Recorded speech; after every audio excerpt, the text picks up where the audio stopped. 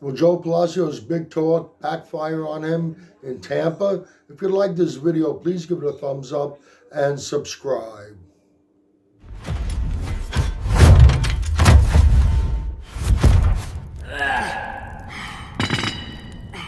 All right, Jo Palacios has been talking up a big game leading up to Tampa.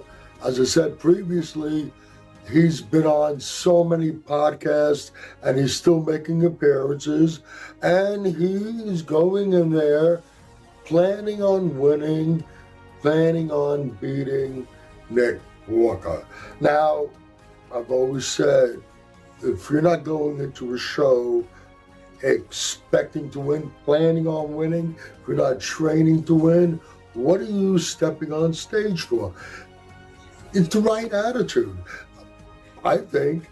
Can this backfire on him? What if he doesn't beat Nick Walker, which I think most people expect Nick Walker to win. I actually, and this is not knocking anybody, I'd be shocked if Nick didn't win.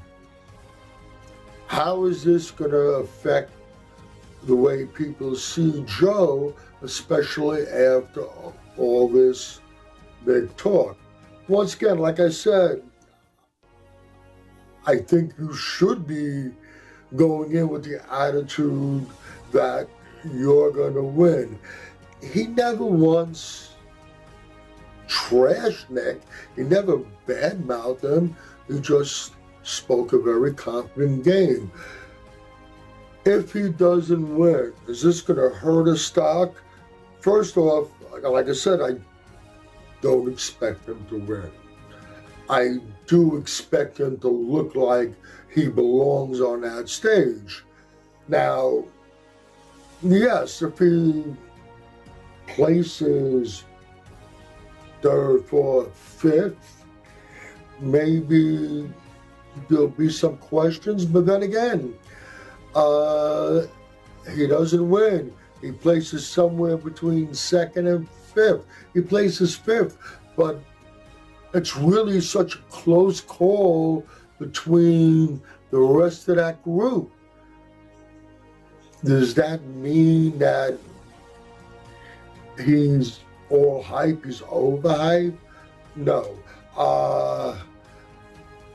If he steps on stage and he just gets blown out by not only Nick, a few other competitors on that stage, then I'll say maybe there was too much hype too quick. But at the end of the day, Jo Palacios not winning in Tampa because of all of his big talk, I don't think it's going to hurt his stock at all. And even if he places below second, depending on how close the rest of the pack is, it's not going to make a big difference. That being said, I do think that he has a lot of potential. He expects to be on stage about 12 to 15 pounds more muscle than he was on stage last year, which, if that's the case, is very impressive as long as he brings the conditioning. And it still will be interesting to see him standing next to Nick, simply because they are both mass monsters and there are some similarities. At the end of the day, Nick's going to take to Tampa where Joe places. Right now, my guess is anywhere between second and fourth. Is placing below second going to hurt his stock?